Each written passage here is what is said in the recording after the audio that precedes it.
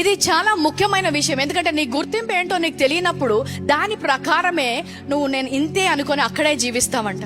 నీకు ఉన్న రూపం బట్టి, లేదంటే నీకు ఉన్న పని బట్టి నీవు ఆ పని చేస్తారు, ఇది కొడతారు, అది చేస్తారు. క్రీస్తుని కూడా ఏమన్నాడు? వడ్రంగి కుమారుడు.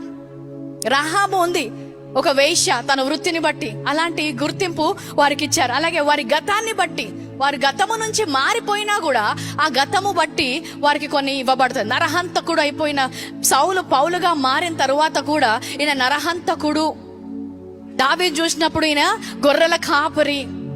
ఇలాంటి గుర్తింపు వారి గతములో చేసిన దాన్ని బట్టి అదే గుర్తింపుతో వారిని పిలవడము మొదలు పెట్టారు.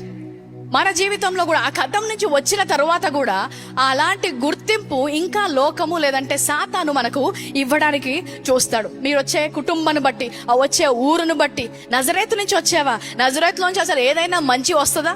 అలాంటి కుటుంబం నుంచి వచ్చావా, అలాంటి ఊరు నుంచి వచ్చావా, అంత పల్లెటూరు నుంచి వచ్చావా, ఆ ప్రదేశం నుంచి వచ్చావా, అసలు అక్కడి నుంచి ఎవరైనా బాగుపడిన వారు ఉన్నారా?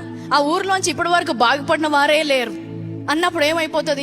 నీ గుర్తింపు కూడా అలాంటిదే అనుకొని నువ్వు జీవించడం మొదలు పెడతావు. కానీ ఇక్కడ చూసినట్లయితే జక్కయ్య విషయంలో, జక్కయ్యకి అలాంటి గుర్తింపు ఇచ్చినా కూడా లెట్స్ గో టు యేసు ఆ చోటికి వచ్చినప్పుడు కన్నులెత్తి చూచి, జక్కయ్య త్వరగా దిగుము అన్నాడు.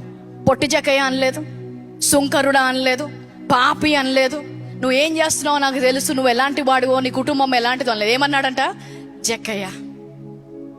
యేసుక్రీస్తు కృప సత్యముగా ఈ లోకానికి వచ్చాడు. కృప ఒక్కటి మాత్రమే నీకు ఎలాంటి గుర్తింపు లోకం ఇచ్చిందో దాన్ని బట్టి కాకుండా దేవుడిచ్చే గుర్తింపు ద్వారా మాట్లాడగలుగుతుంది. కృప నిన్ను తాకినప్పుడు నీ నిజమైన గుర్తింపు నీకు గుర్తు చేస్తుంది.